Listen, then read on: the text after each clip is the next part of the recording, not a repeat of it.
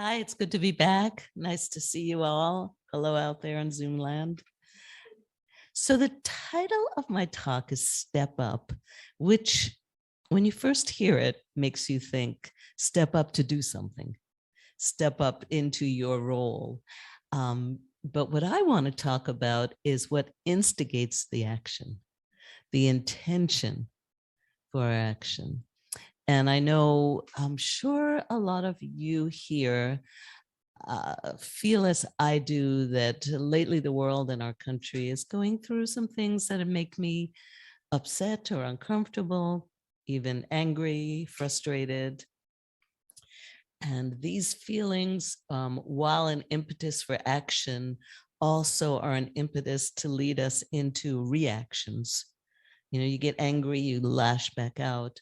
So I want to talk about how our spiritual practice gives us the opportunity to act from love, from center, from the heart, and how we have the tools to do that.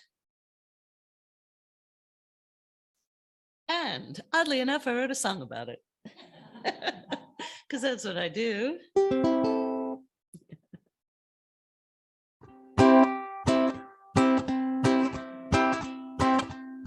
I'm gonna step up, surround you with love. Step up, surround you with love. I'm gonna walk right in with a song in my heart. Step up, surround you with love. When times are troubled and we're apart, I know that always you have my heart. I'm gonna step up, surround you with love. Step up, surround you with love. Gonna walk right in with a song in my heart. Step up, surround you with love.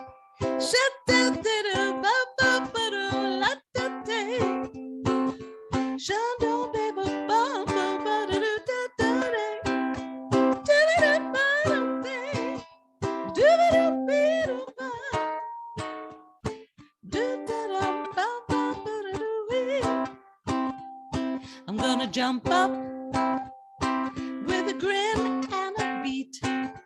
Jump up with joy in my feet. Gonna waltz right in with a dance that won't stop. Jump up, surround you with love. When times are troubled and all seems dark,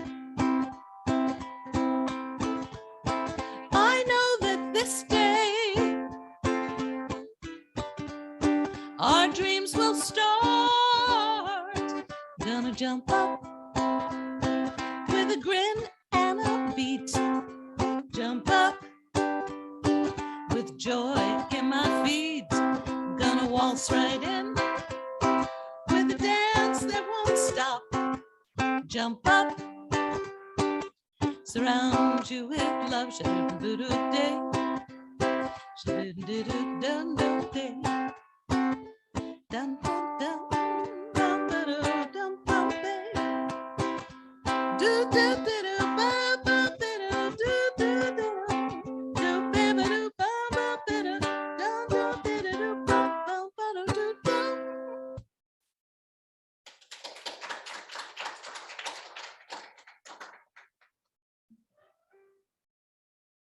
Perhaps a light and joyful song, but about a subject that's on the surface sounds so simple and in reality is really very deep.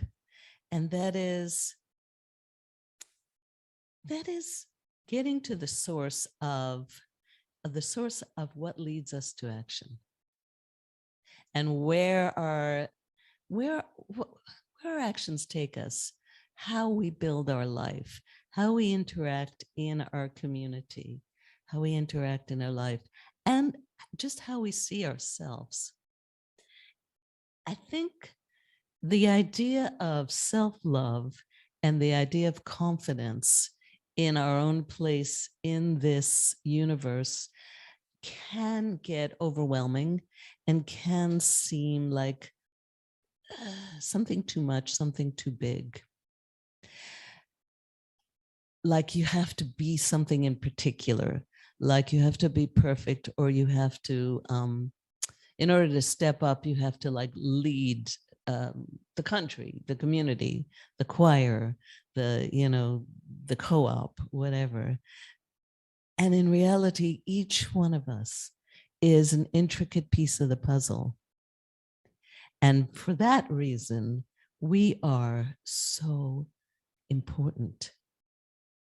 So the idea that we love ourselves because we are an important part of the puzzle, and that's why we're here. And we're here as us because we're an important part of this puzzle. And to have the confidence to realize your importance, not as egoism, not as narcissism, but just in the just big picture, that there are a whole lot of us, and there's a reason why there's a whole lot of us. And it's because each one of us holds something the other doesn't. Each one of us has something that this world needs. And when we fit it all together, it all works. And when we separate, it doesn't. So with everything that's going on, it's creating a lot of anxiety, a lot of anger, a lot of frustration.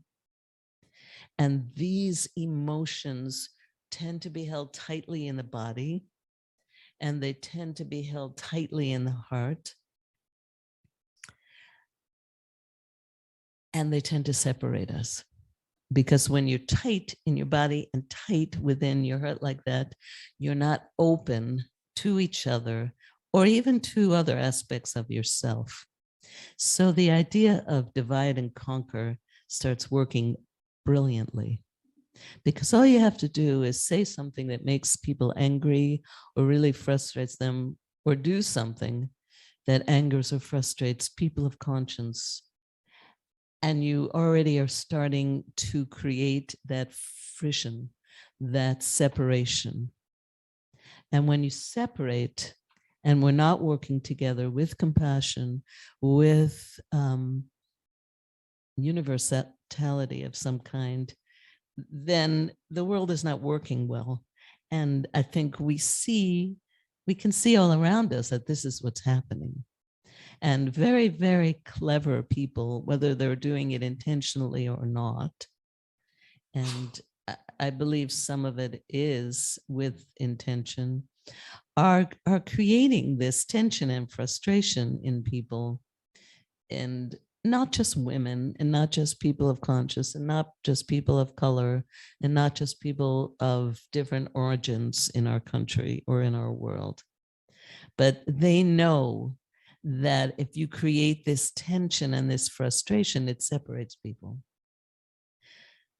and it lessens their power.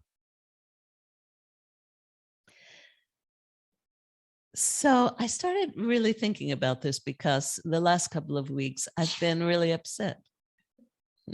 Yeah, I've been really upset. You have a cute sneeze. I've been really upset and trying to figure out how to deal with that and what is my place. And the first thing that came to my mind was, is this what it takes? Is this what it takes to like wake people up? Does it have to get so bad that does it have to get so bad that people die, or that it's so stressful that to live? Is this what it takes people to come out of their shell, to come out, to step up? And by stepping up, I still am saying connecting to the heart and letting that lead our actions. So is this what it takes for us to actually look around in our community and see what we can do?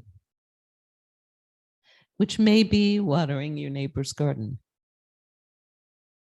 which may be making a phone call, which may be coming here, which may be driving somebody, which may be stepping up to be the facilitator of a spiritual center, which may be running sound, which may be giving a talk, which may be making a meal, which may be simply showing up to listen. Everybody has their own way to step up. And the more I thought about this, and this is what happens, right? You start thinking about something, and then suddenly, like, you think about a yellow car, and that's all you see, right? Is yellow cars. So I started thinking about this, and I started thinking, okay, I have this reaction. How is that helping? How is my frustration and my anger helping? How is it helping me? And how is it helping the situation? You know, and what is mine to do? Why am I here? What is it in my life that I can bring? So in a synchronistic way, I play twice a month at the Center for Spiritual Living in West Asheville, and I play piano and keyboards, and I do some special music for them. So the music director, whose name is Cliff Rubin, who's also a songwriter, asked me if I had any new songs I wanted to bring. And I said, yes, I have this song, Step Up. So I brought this song a couple of weeks ago to service. And they had a guest speaker that day. Her name is Marcia. I meant to look up her last name, sorry. Anyway, it's on their website. And the title of her talk was, and I had no idea, was Who Me? And she started talking about just this. It's like, what's yours to do? Who am I? How do I react? How do I show up? How do I take all that I've learned and heard and work on and think about and read? How do I integrate that into my life? And how do I show up? So that was on Sunday. And then Monday morning, I'm part of a meditation group online that started 2 years ago when COVID shut us down. And the facilitator of that, it's through the yoga studio where I teach, Purna Yoga 828. And if you'd like to know more about it, it is open to people joining it. So just talk to me afterwards or go to their website, Purna Yoga 828. But she started talking about what would it be like if the impetus, the intention for everything you did was love? What if when you went to, excuse me. No, there is water here. Thank you for reminding me.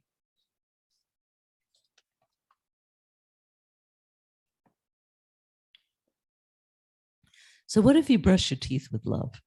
You didn't just brush your teeth because that's what you do at 8:45 every morning. But you brush your teeth because you love yourself, because you want your teeth to be clean, because you love to eat, because you want to smile. I mean, what if that just that simple movement was the intention was love?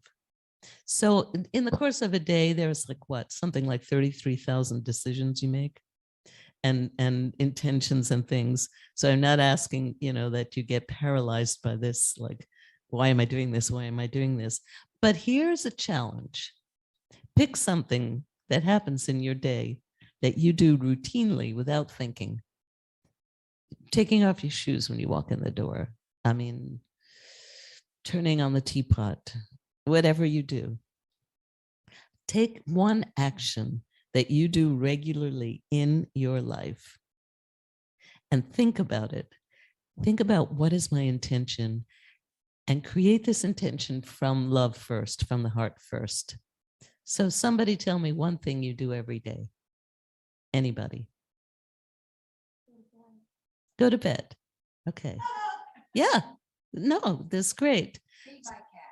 Okay. So here's two things. So going to bed. So you go to bed because you're tired, it's dark, it's time to go to sleep, right? What if the intention for going to bed was, I love my body so much. And this is a time when my body can restore all of its cells and recharge. And what if you sent that love into every cell of your body as you lay down? How that would change just that action. And you feed your cat because your cat's like, I know my dog comes to get me when it's time. No matter where I am, he like doesn't say anything. He just comes to get me. He's a border collie, so he'll come in, stare at me, walk to his bowl, come back. Cats are a little more insistent, right? Oh, yeah.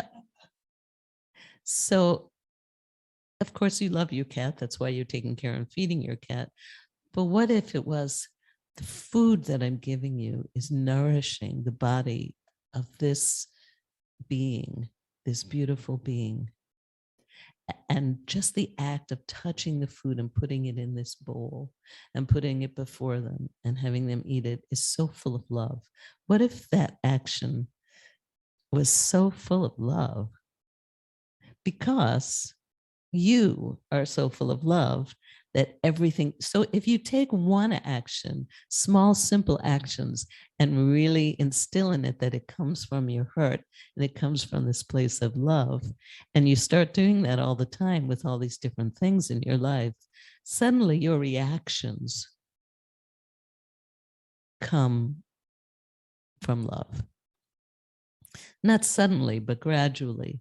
It's like the more we read about spiritual teachings, the more we talk with each other, the more we practice different types of meditation or different, the more we walk in nature and appreciate the moment, the more we get together in friendship and communion.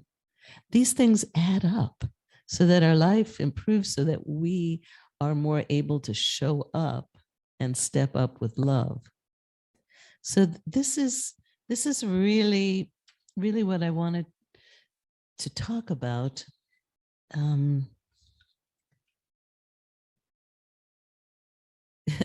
So on Tuesday night, I take a yoga class with a master instructor, and his name is Adil Palkilwala, and he's in Washington State. We take a 3-hour yoga class, which because of the time difference is 8 to 11 p.m. at night. So it takes some dedication to take this class. And I confess I don't always take it. I watch it on video sometimes. But last week, the whole, and not just last week, but last week, the point was you all know how to do these asanas because all of us, none of us are, a lot of us are teachers and none of us are beginning learning how to do these poses. So it'd be like, well, how do you feel? How does the bone get into the bones, get into the muscles, get into the energetic flow of what's going on in this triangle pose? So when you turn that leg out, see that bone, feel that muscle, feel all the muscles that are connected from the toes all the way up, out through the fingertips. It was an amazing experience. And we ended up spending lots of time in these asanas just to feel it, just to really feel it and really be in the moment and not just go through a sun salutation or some series or some asana that you do every day sometimes without really thinking about it. And yes, you do it because you love yourself and you want to be more flexible and you want to be strong and you know it's good for you. But to be in it, to really be in it, and to be like, to love that bone so much. It's so beautiful and it turns. It's incredible. The body, what an incredible thing to really do that. And then to put the intention of love on it. Oh my gosh. I was flying. By 11 o'clock, I was like lifting out of the room. Yeah. There's there's a saying that's like, how you do one thing is how you do everything. I'm sure you've heard. And in the same way, this great Indian philosopher's name is Surya Aurobindo, whose philosophy is very influential in the Purna Yoga that I study. said, all life is yoga. And thinking this, that if each little action is led by love and this intention, and imagine, all your life being led like that. So that's the challenge. The challenge is to look at your life and your day, and just at some point during your day, just say, or just think to yourself, why am I doing this? Why am I reacting to what this person said this way? Just one thing, anything. Why am I just take an action, take a reaction, and go back to the source and go back to the heart. And I think the more that we can do this, then when we show up as conscious beings to do things in our community, which we are led to do, as we are led to come here and step out of our comfortable, beautiful backyard, then I think that's a way. That's a way that we can start making changes in our world. And I truly, truly believe this. So I'd like to end my talk with a meditation. And before you close your eyes and get super comfortable, so Purna Yoga was created by Savitri and Adil. They're the co-founders. Adil was a student of Mr. Iyengar in India from the time he was a child until Mr. Iyengar died. He was one of his proteges. And Savitri, his wife, is a meditation teacher, and she's developed these dynamic meditations, which mean that you're moving. And it's like moving up your hands and your body to help reinforce the energetic flow of the meditation. So one of these flows looks like this. It's called flowering technique. And you put all 5 fingers at your heart center. And as you inhale, you open your hands, touching your chest, open like a flower. And as you exhale, your hand comes away from your body, and then the fingers come back together. That's called flowering. And the other technique is called mental centering. And on an inhalation, your hands with all fingers together come beside your ears. And exhaling, you bring your hands forward, gathering your thoughts. And hands in namaste position. Can't do it in front of the microphone. With the thumbs about eyebrow level. Inhale, and exhaling, bring your hands to your heart. So I just wanted you to be able to see the actual movement. And as we start, I'll add intentions to it so that you don't have to open your eyes again and you can stay in your own experience. So get comfortable with both feet on the ground. I'm very short-statured, and I find in order to get both feet on the ground, I have to sit further forward in my chair. That may not apply to you. I'm really short, so it probably doesn't apply to most people. But to get that feeling, and especially this feeling that Ashley gave us earlier about really connecting to the bottom of your feet, I love that body scan and feeling the earth and the ground beneath you through that connection. So if you're not comfortable closing your eyes, or if it makes you dizzy in any way, just softly focused on something. And put your hands on your top of your thighs with your palms up, open, receptive.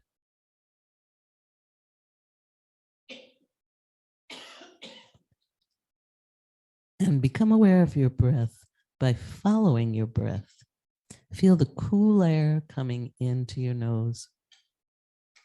Feel it coming into your throat, your lungs, expanding your body. And exhaling, contracting, coming back out warm.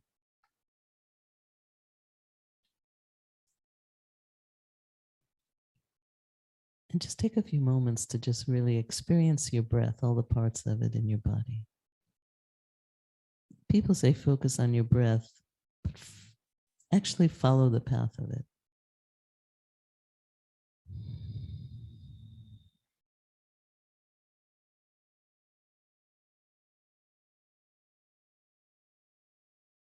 And when you become so connected to your breath, it brings you into this present moment.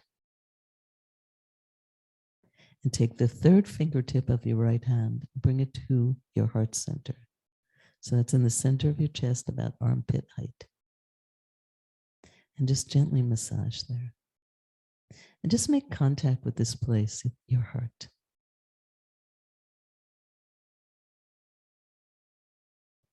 And now we'll do the flowering technique. So bring all 5 fingers to this place. And as you inhale, open your hands touching your chest. And as you exhale, just slightly away from your body and bring your hands back together. And just work at the rhythm of your own breath, expanding the energy of your heart in your chest.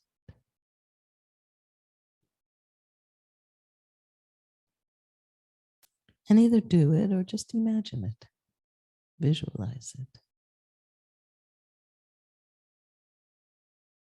For some people, having the actual motion helps to reinforce it.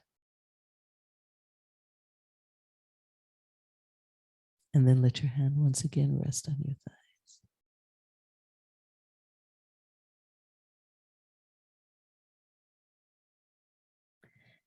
And let both hands rest on your thighs, palms up. And now bring both hands to either side of your ears, with your hands slightly cupped and all your fingers together. Inhale and set an intention to gather all the reactions that you have to the outside world. Just gather them up as you exhale and bring your hands forward.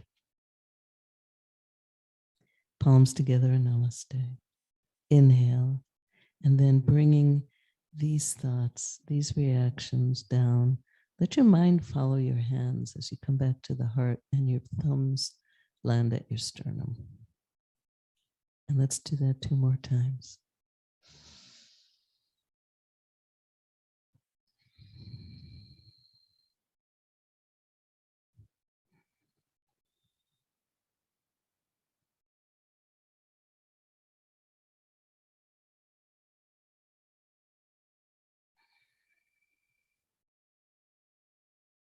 Let your mind follow your hands as it gathers all these thoughts, scattered thoughts. Not now. And bring your attention to your heart. And then let your hands once again rest on your thighs. Still feeling this connection to the heart. Still musing about these words, about letting love and the heart lead your intentions, color your actions.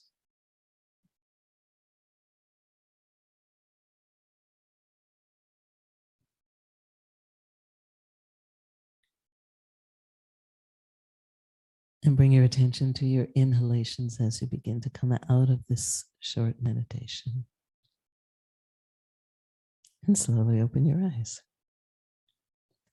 So those are 2 meditation snacks that you can feel free to use at any time during your day when you feel like maybe you need some quiet or you need to reconnect. And thank you.